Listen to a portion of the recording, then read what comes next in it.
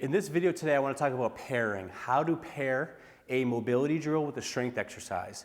I think from a movement standpoint, doing a good job for a lot of people, stretching, right? A lot of people like to stretch, get in the position, nice, easy to do, not challenging, not going to work up a sweat or doing anything while you do it. You can do it while watching TV, after activity just to unwind.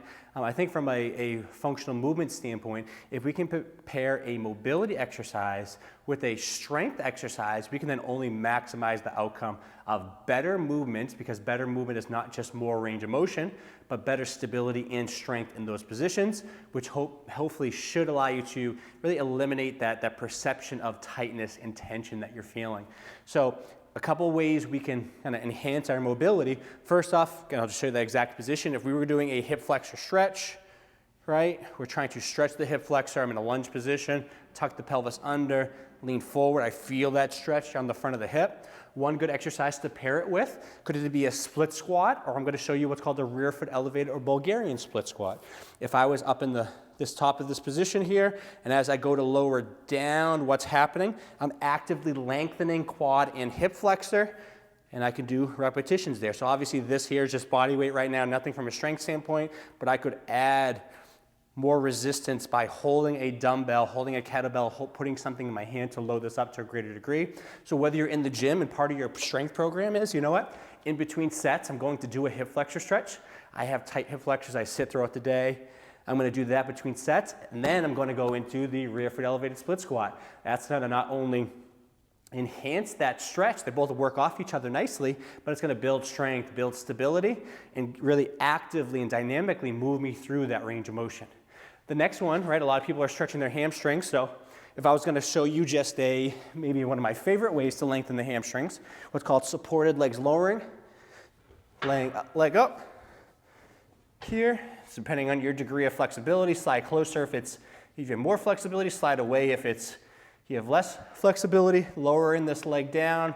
You can feel just that stretch, active stretch throughout the hamstring of my right leg, going through repetitions here to length, and I can slow down and start to hold that bottom of that position, get more length to that hamstring as needed, right? So from a stretching standpoint, that's great.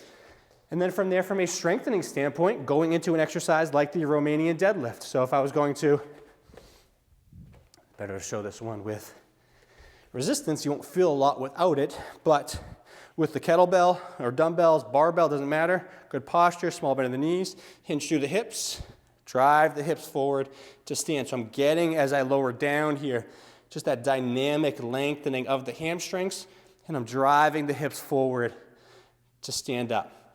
So that's a way, as we look at the hamstring, if we're looking at more hamstring flexibility, lengthen, right? Work on your flexibility, your mobility drills, and then from there, just add some type of strength movement to really put all the pieces together.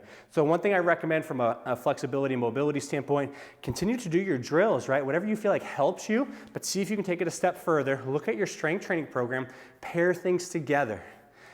Hip flexor stretching, rear foot elevated split squat, supported legs lowering, Romanian or single leg deadlift, right? Those things could actually help you really maximize, see faster results quicker, because we're not just working on lengthening a tissue, we're strengthening it, we're improving stability around the surrounding area, and we're teaching our body just neuromuscularly, it's okay to move into those positions. We have the control to do so, so usually we are able to eliminate a lot of that stiffness and tightness that we feel.